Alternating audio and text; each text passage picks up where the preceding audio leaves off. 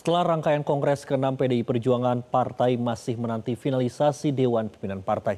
Untuk informasi selengkapnya, sudah bergabung bersama kami ada Jose Nicole langsung dari lokasi. Selamat malam Jose, kapan tenggat waktu formatur DPP partai ini akan rampung?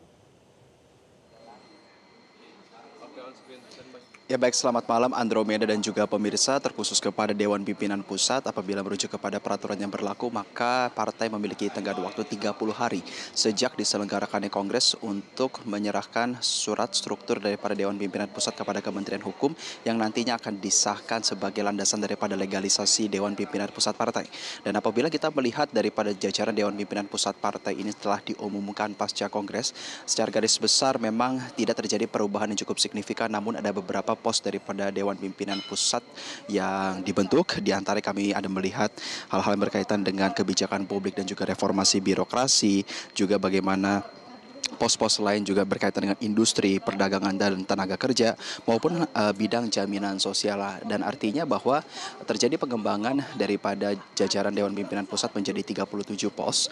Lalu berkaitan juga dengan Dewan Pimpinan, kita bicara di tingkat daerah atau di tingkat provinsi maupun cabang, partai memiliki tenggat waktu hingga akhir tahun untuk memformulasikan Dewan Pimpinan daerah di 38 provinsi maupun Dewan Pimpinan cabang di setiap provinsi. Dan hal-hal yang berkaitan dengan pengesahan tersebut, kami juga telah mendapatkan kutipan daripada Dewan Pimpinan Pusat Partai yang menargetkan bahwa jajaran DPP ini ditargetkan akan selesai di angka tenggat waktu 2 hingga 3 minggu pasca Kongres diselenggarakan, dan DPC dan juga DPD hingga akhir tahun.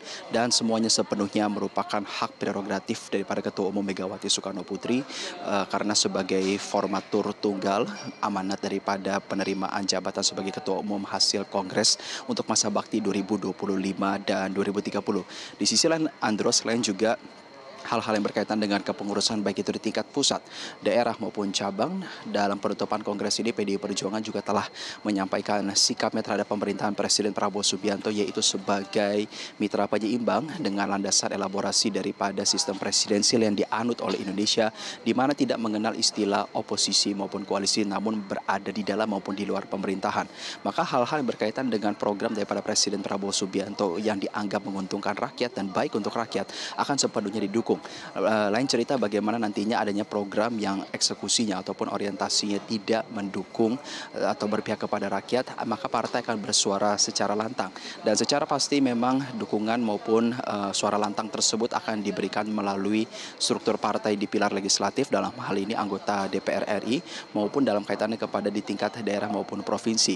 Dan dipastikan juga bahwa interpretasi daripada hal tersebut berarti bahwa PDI Perjuangan tidak akan masuk ke dalam kabinet, terutama berkaitan dengan pos-pos tertentu yang diisi oleh kader partai.